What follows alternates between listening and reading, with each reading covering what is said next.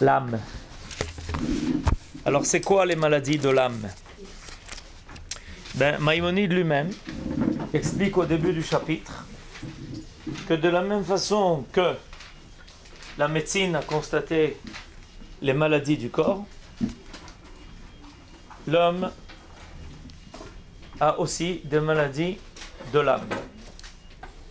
Mais l'âme dont il est question ici, c'est pas l'âme qui s'appelle Neshama en hébreu, parce que en français, on se sert du mot âme pour deux choses qui sont différentes. Mais étant donné qu'ils sont assez avares sur les choses concernant l'âme, il n'y a pas beaucoup de termes pour désigner l'âme. Alors on se sert d'un seul et même mot pour plusieurs degrés et plusieurs niveaux. Alors qu'en hébreu, il y a deux expressions qui sont différentes. L'âme, dans son essence pure, s'appelle Neshama.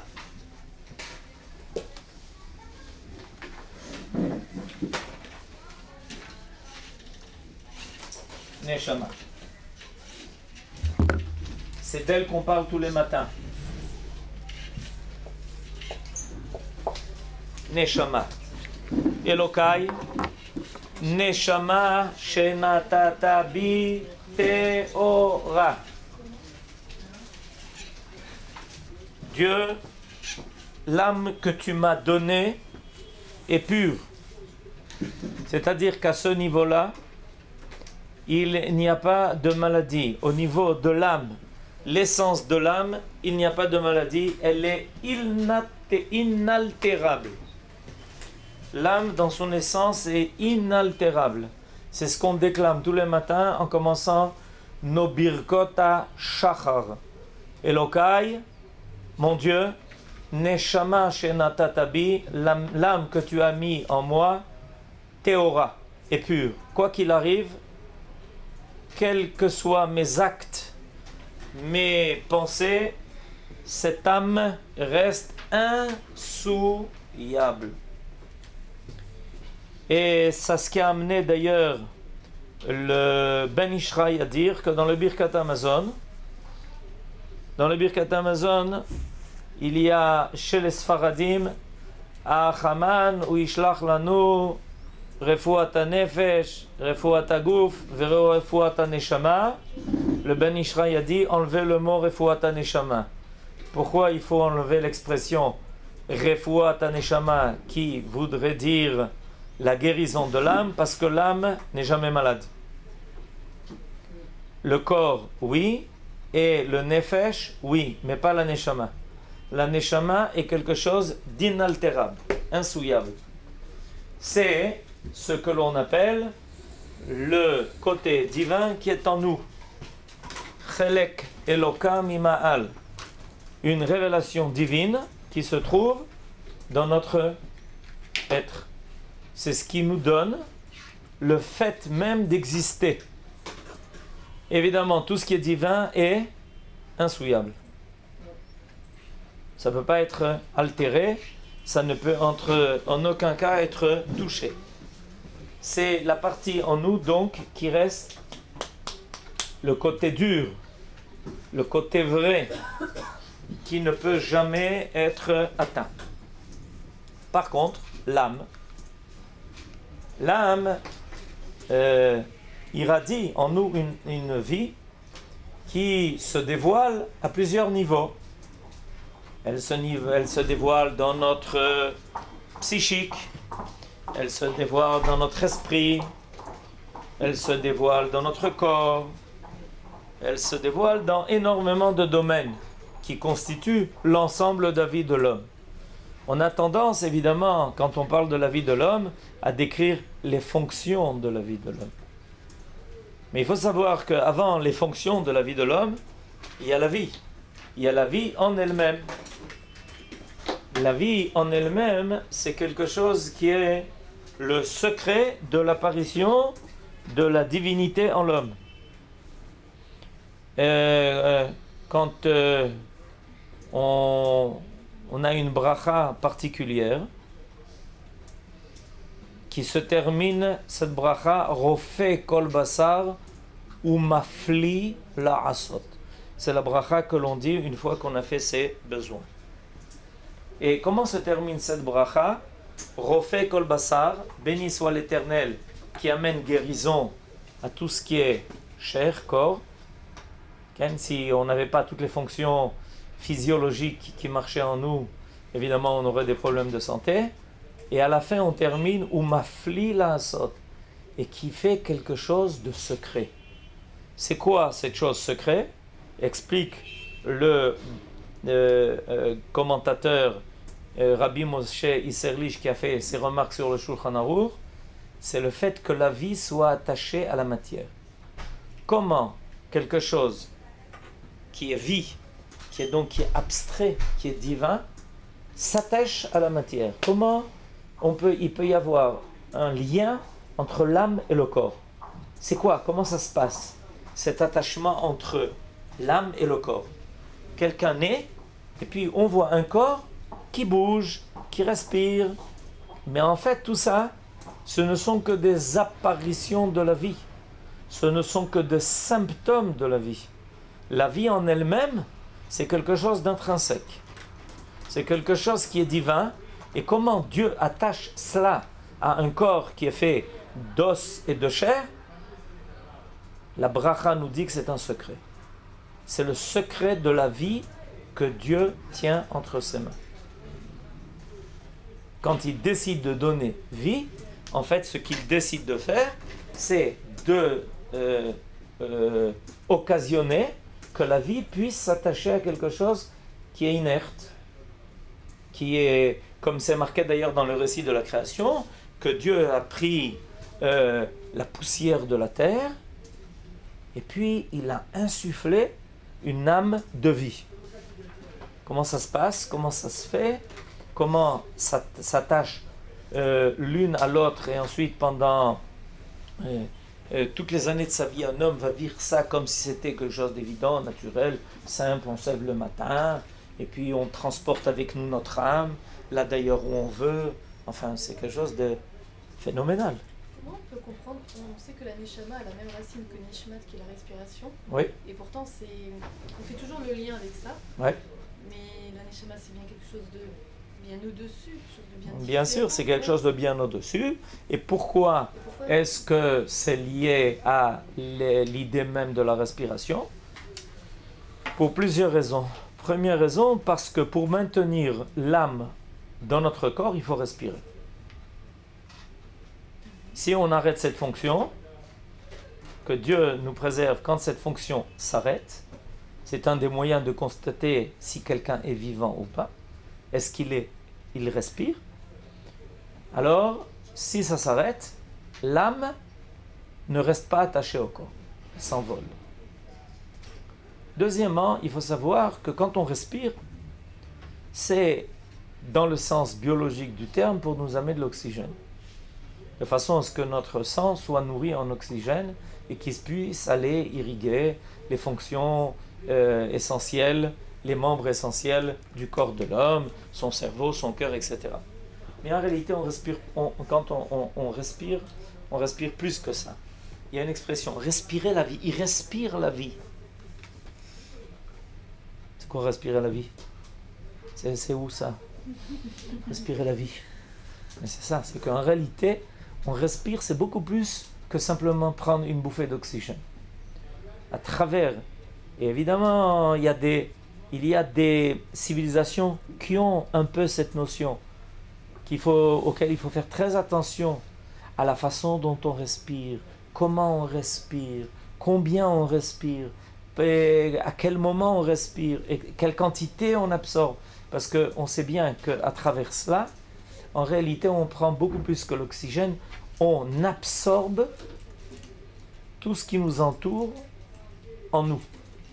Et on le transforme en ce qui sera capable de maintenir la vie en nous. C'est pour ça que ces deux éléments sont liés l'un à l'autre. Alors après qu'on a fait cette introduction sur la Neshama, on va maintenant passer au Nefesh. Là, il y a trois choses. Donc la neshama, le nefesh et le gouf. Le gouf, c'est le corps. La neshama, c'est l'âme. Le gouf, c'est le corps. Et il y a un intermédiaire au milieu qui s'appelle le nefesh et qui fait le lien entre la neshama et le gouf.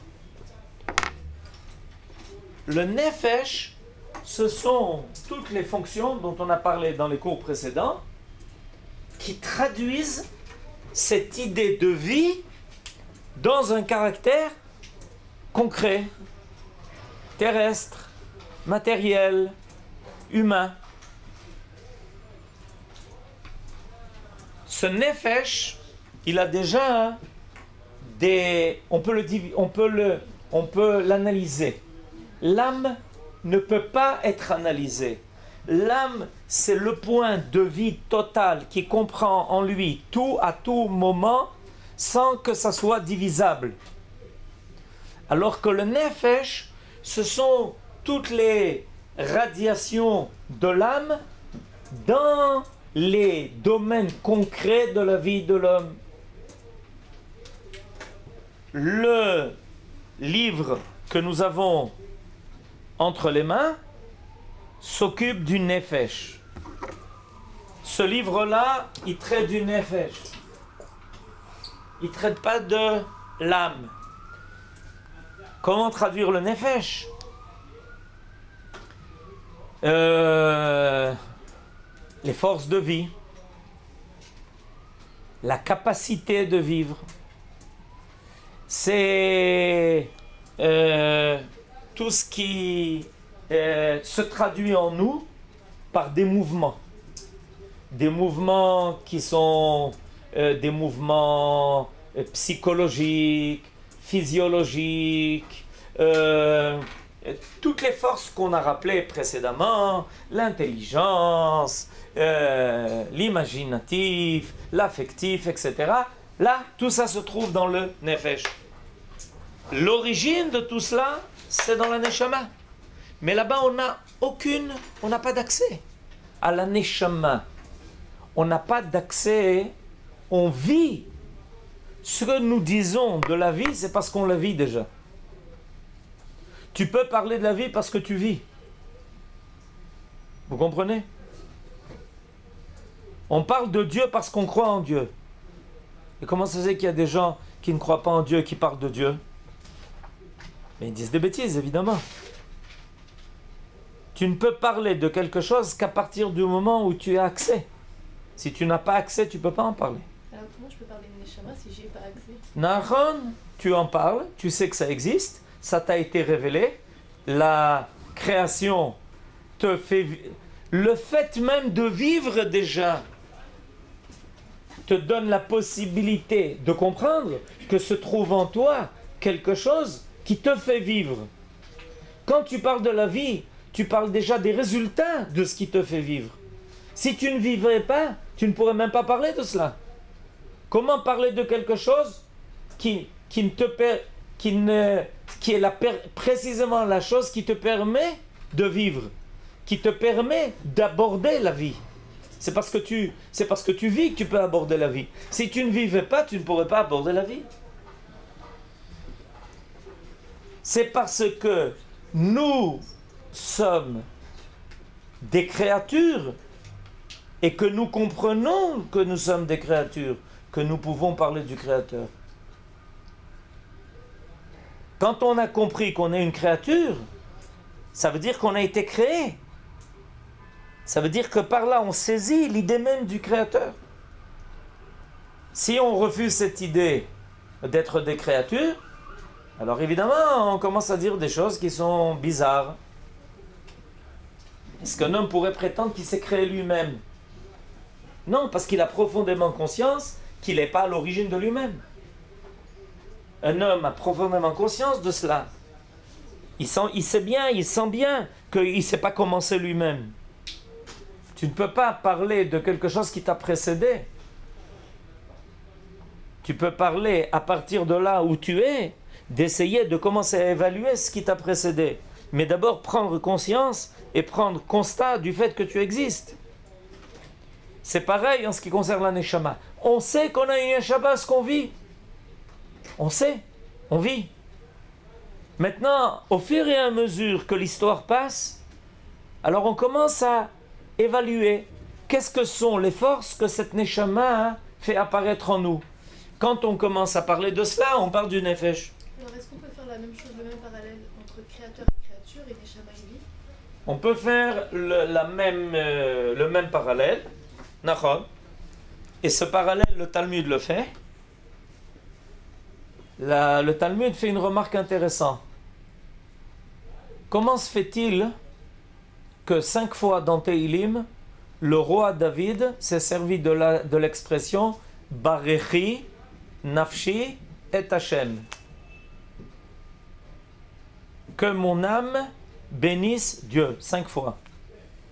Réponse du Talmud, parce qu'il y a 5 parallélismes à faire entre le Créateur et l'âme de l'homme. L'âme voit et ne peut pas être vue. Le code de la même façon que le Créateur voit sans être vu. L'âme remplit toute la vie de l'homme. De la même façon que Dieu, en fait, emplit par sa présence tout ce qui existe. Et comme ça, le Talmud va dresser un parallélisme entre l'âme et le Créateur.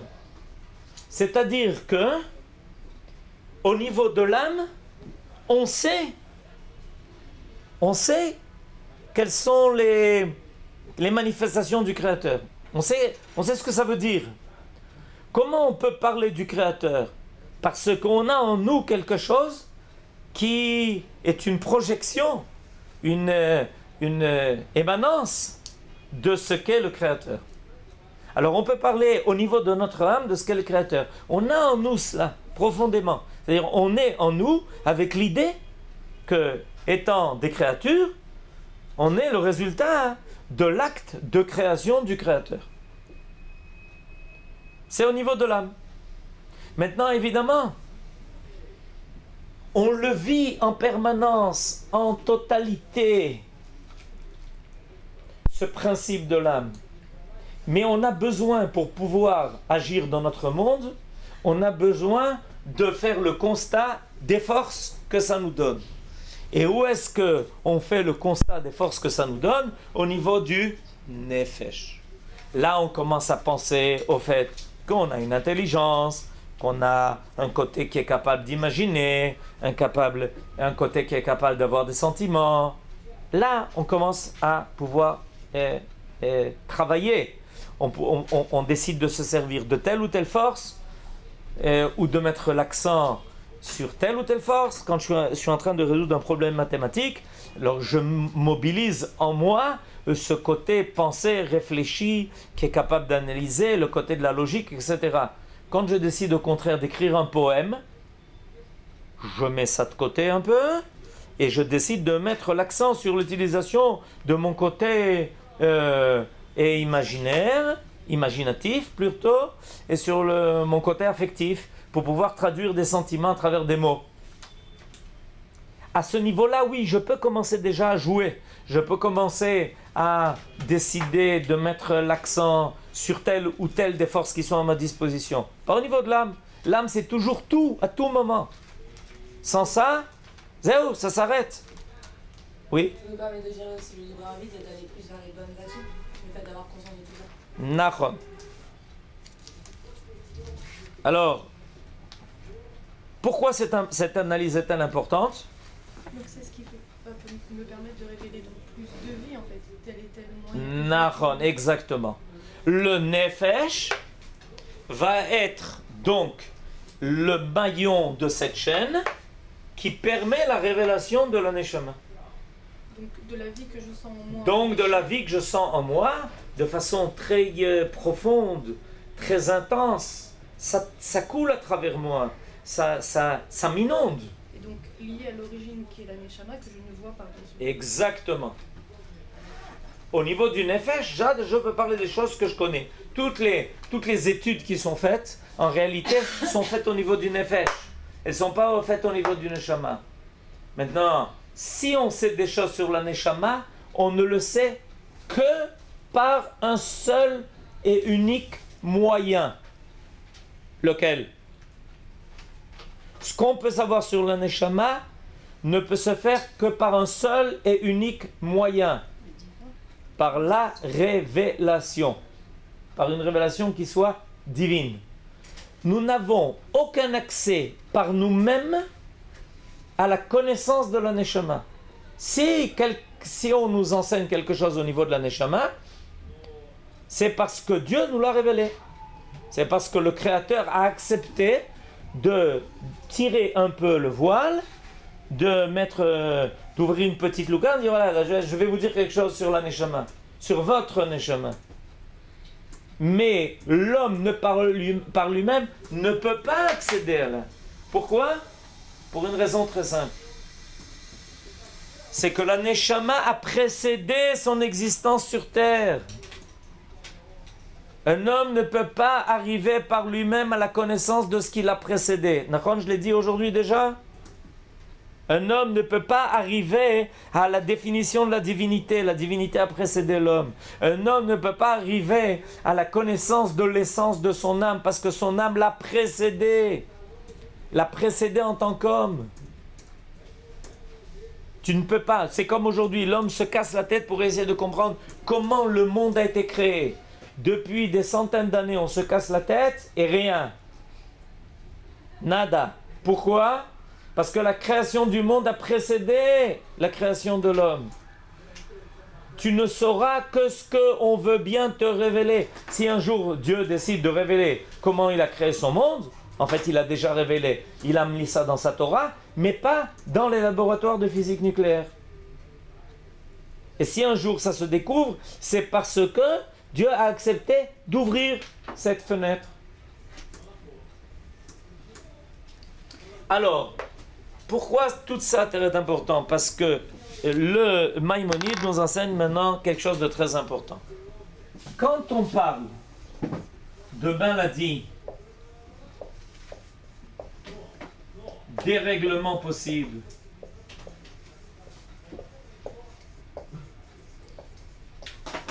ça ne se passe qu'à ces deux niveaux. C'est-à-dire à ce qui est perceptible à l'homme. Tout ce qui est maladie, et tout ce qui est dérèglement, et tout ce qui est quelque chose qui est affecté, ça ne peut se passer que à ces deux niveaux. À ce que l'homme est capable de percevoir. Là, au niveau de la neshama, rien ne peut arriver. D'abord parce que c'est divin. Deux, parce que deuxièmement, je n'ai pas de perception. Alors, je ne peux rien réparer. Donc on va dire que Je ne peux rien réparer, vous avez compris? Si je ne peux réparer qu'à des niveaux qui sont à ma portée, ce qui n'est pas à ma portée, c'est irréparable. J'ai rien à dire là-dessus. Quel neshama j'ai reçu? Pourquoi j'ai reçu cette neshama? Et à tel moment dans l'histoire du monde, et que cette neshama a tel et tel rôle, et que ça ne dépend pas de moi, c'est imperceptible. Je l'assure, c'est tout, point final.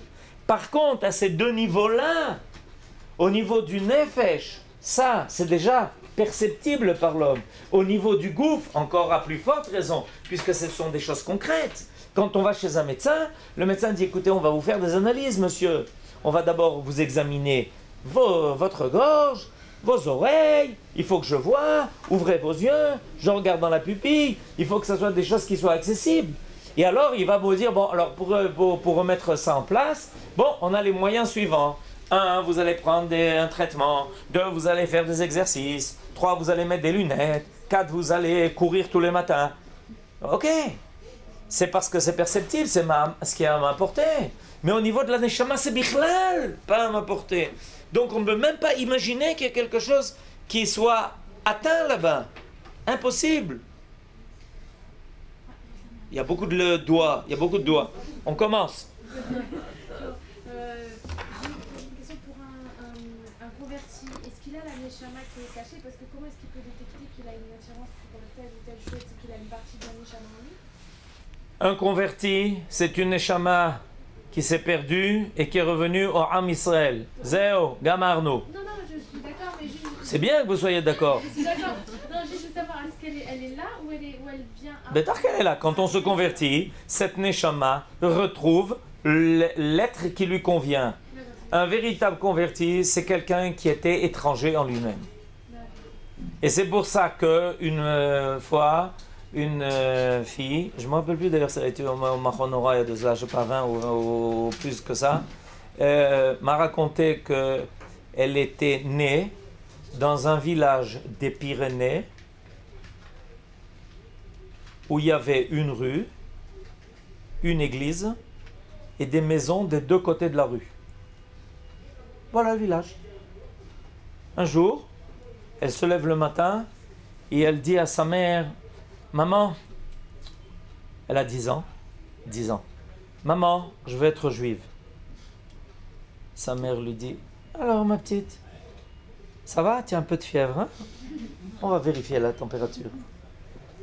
Et elle a répété ça comme ça, jour après jour. Alors sa mère lui a dit, mais attends, il y a un problème. Tu n'as jamais vu de juif de ta vie, d'où tu sais que ça existe? Alors elle a dit, ah ça je ne sais pas, mais je veux être juif. Alors on est allé par les grands moyens, et la maman l'a envoyé chez le curé. Ben oui, il n'y a que lui qui comprend cette histoire-là.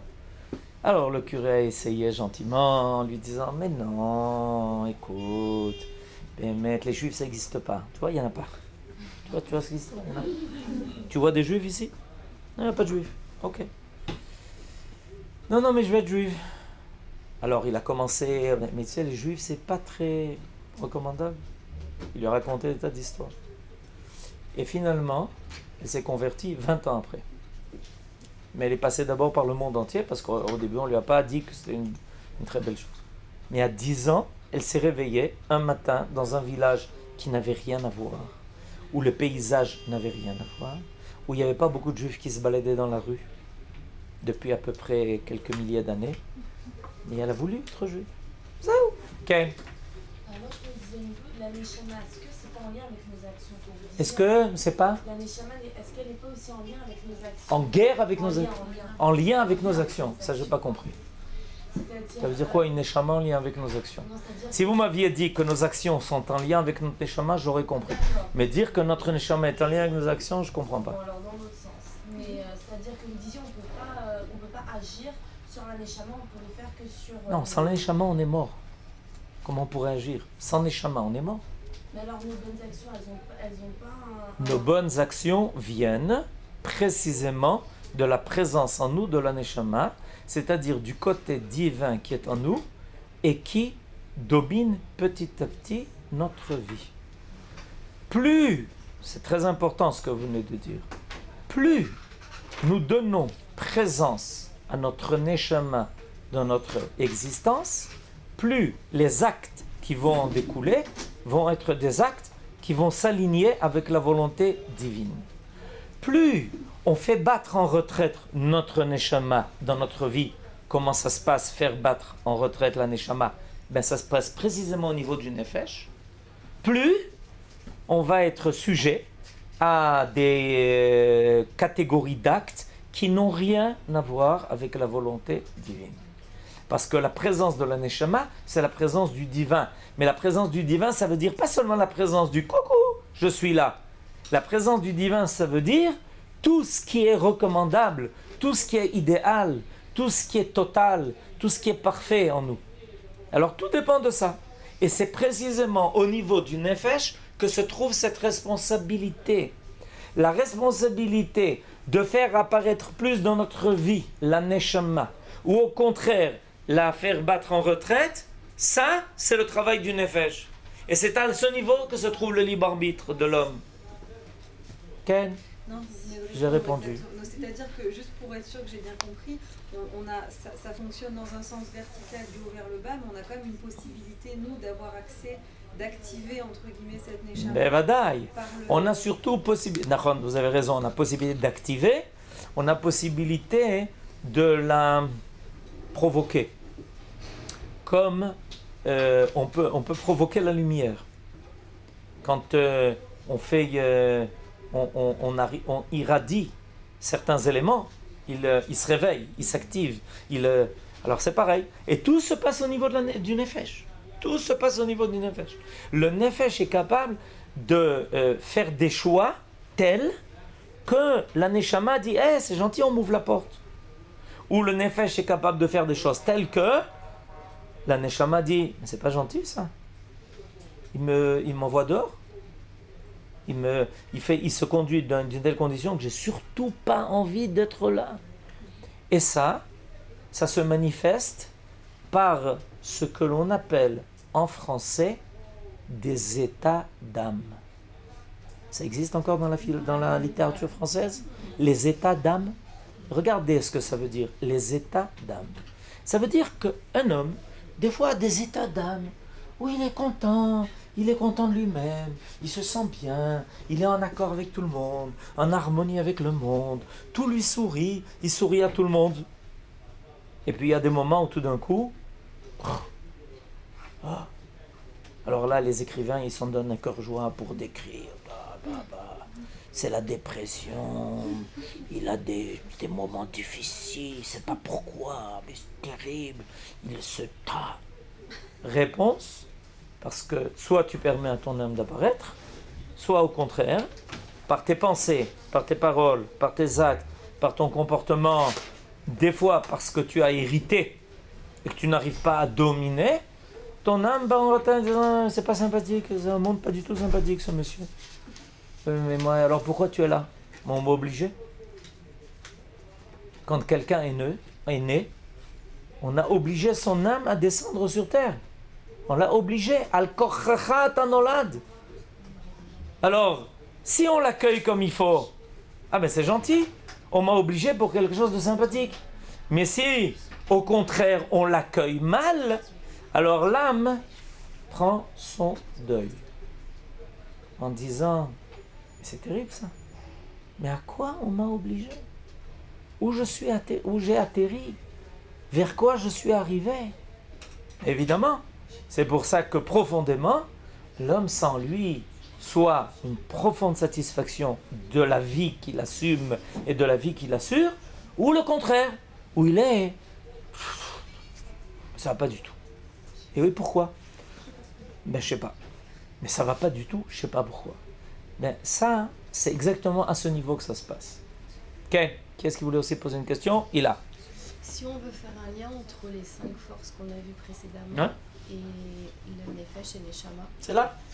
Les 5 forces sont là, dans le Nefesh. Et ce qui n'est pas lié au libre arbitre, c'est pas la Neshama? Non, la Neshama est à l'origine du libre arbitre. On peut dire que le Nefesh, c'est une question importante. Ça, c'est l'origine du libre arbitre. Et là, c'est l'utilisation du libre arbitre. On pourrait dire que c'est l'enveloppe. Et attendez, j'ai pas fini. Et au niveau du corps, Le résultat, C'est là où il n'y a pas de séquence. il n'y a aucun libre arbitre. Donc il y a 3 niveaux. L'origine du libre arbitre. Pourquoi? Parce que le Neshama c'est divin. Est-ce que le divin est libre? Eh ben, heureusement que j'ai posé la question aujourd'hui. Est-ce que le divin est libre? Mais c'est la liberté totale. Dieu fait ce qu'il veut, quand il veut, comme il veut. C'est la liberté totale. Donc la Neshama étant d'origine divine, c'est l'origine du libre arbitre. Mais l'utilisation du libre arbitre, d'ailleurs, je vous ferai remarquer qu'en général, quand on parle du libre arbitre, on parle de l'utilisation du libre arbitre, pas de son origine. L'utilisation du libre arbitre se fait au niveau du Nefesh. Dans un des cours, on a appris que ça concerne 2 des forces du Nefesh, on est d'accord? Je vois des gens qui me font signe de tête que c'est bien ce qu'on a appris. On n'a pas dit Et non, on a dit 3 en rajoutant Sechel, vous avez raison. On a fait, en fait, en conclusion définitive, on a 3 niveaux de libre arbitre. Notre esprit, notre affectif et nos sens. Et au niveau de notre corps, il n'y a pas de libre arbitre. Pas de libre arbitre. Zéro. Donc tout se passe au niveau du nefesh, dans l'utilisation du libre arbitre. Ok? C'est clair? Okay. Mais si les maladies et les dérèglements arrivent au niveau du nefesh et du gouffre, ils ont quand même on va dire ça c'est la réalité extérieure, ils ont quand même une réalité intérieure au niveau de neshama. Nachon, bêta, c'est très, il y a fait mode. Ils ont une réalité intérieure, c'est ce qui leur permettra de retrouver santé. Au départ, on vient d'un neshama. La neshama, shalem, c'est Beseder Gamour. Alors ça veut dire quoi? Il faut se rappeler l'idée fondamentale que quelqu'un de malade est quelqu'un qui a été en bonne santé. Eh ben oui. La maladie, c'est être sorti de la bonne santé. Si on n'avait pas de critères de ce qu'est la santé, vous allez chez un médecin et vous dites au médecin, regardez, j'arrive plus à parler, j'ai très mal à la gorge. Il lui dit, mais c'est comme ça qu'on vit, monsieur. Comment c'est comme ça qu'on vit? Ah ben oui. Qu'est-ce qui vous a dit qu'on n'a pas mal à la gorge dans la vie? Je sais pas, on m'a dit que quelqu'un de bonne santé, il a pas mal à la gorge. Il paraît que ça s'appelle une angine. Ah non, vous n'avez pas appris ce qu'il fallait. L'angine, c'est quelque chose de permanent. Vous comprenez? Si on n'a pas le critère de ce qu'est quelque chose de plein, total, vrai, on peut pas définir ce qu'est la maladie. Donc vous avez raison. Fondamentalement, se cache en nous quelque chose qui nous donne la référence de ce qui devrait être. Donc il faut que je puisse agir aussi à l'origine. Parce que effectivement, là, c'est la non, vous ne pouvez pas agir à l'origine. L'origine, ça c'est ce qui vous permettra de faire les choix. Et ça c'est ce qui vous permettra de rétablir les équilibres. Mais ça ne dépend pas de vous. Alors on va dire que l'origine c'est la bonne santé.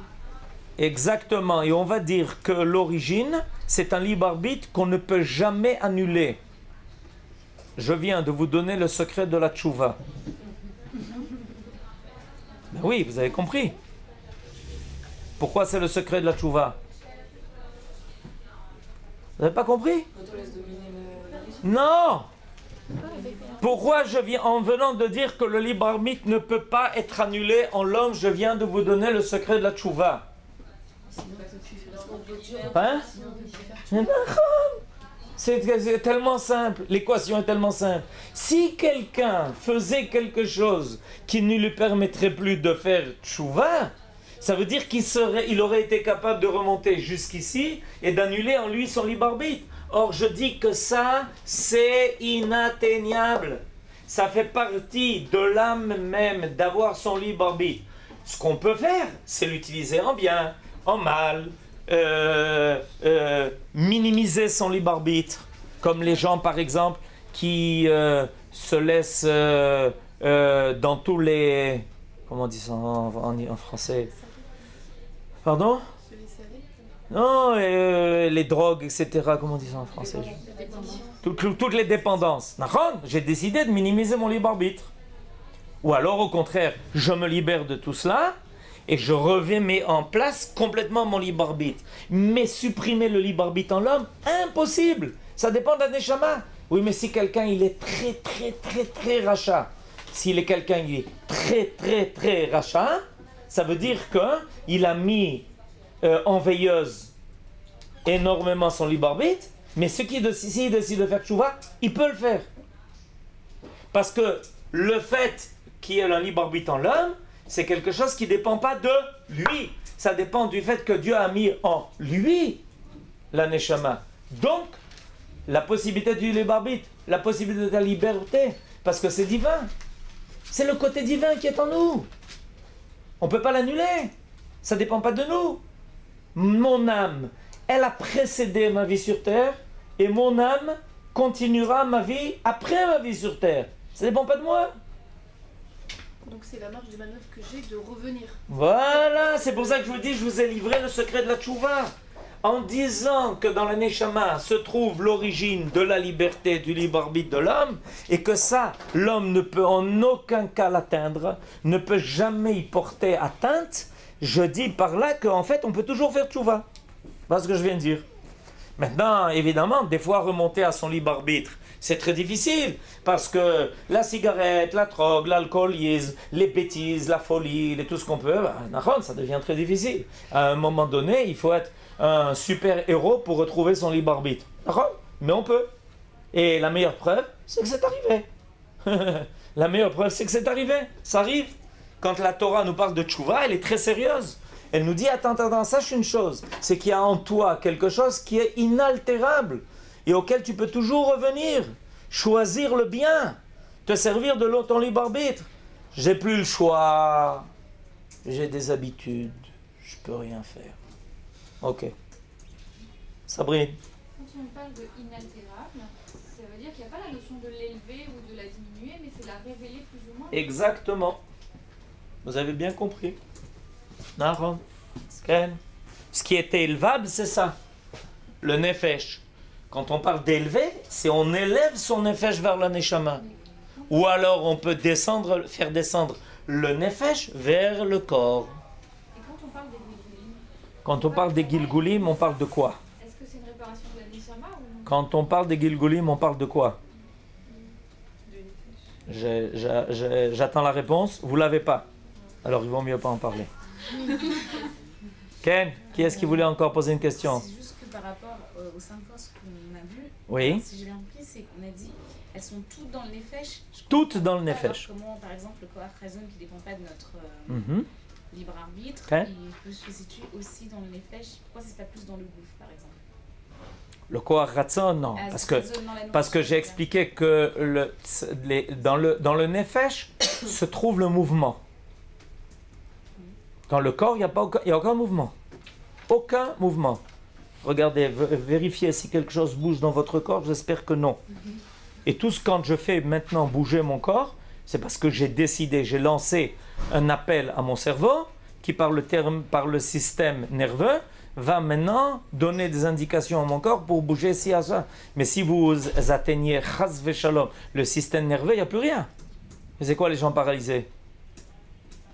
Mais c'est quoi? C'est le gouffre, mais il ne fait rien.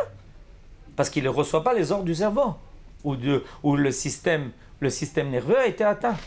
Non, il n'y a pas de... Le ratson, tout se trouve. Tous les mouvements se trouvent là-dedans. Il y a une permanence divine, il y a une permanence de la matière. Et quand je dis permanence de la matière, évidemment, elle est très limitée, cette permanence de la matière. Parce qu'à un moment donné, ça se décompose. Et il y a ici le mouvement. Le mouvement se trouve toujours au niveau du nefesh. C'est clair? Bon, vous avez une semaine pour digérer tout ça. On a parlé de beaucoup de choses aujourd'hui, et pas très facile toujours à intégrer. Mais sans ce schéma, il est très difficile de parler du reste. La prochaine fois, on va commencer à expliquer. Alors, le Maïmonide, dans le suite du chapitre, va dire qu'on ne s'occupe pas des maladies ici, parce que ça, c'est la médecine. Il était aussi médecin, mais il dit, mais ce n'est pas mon but ici dans ce livre.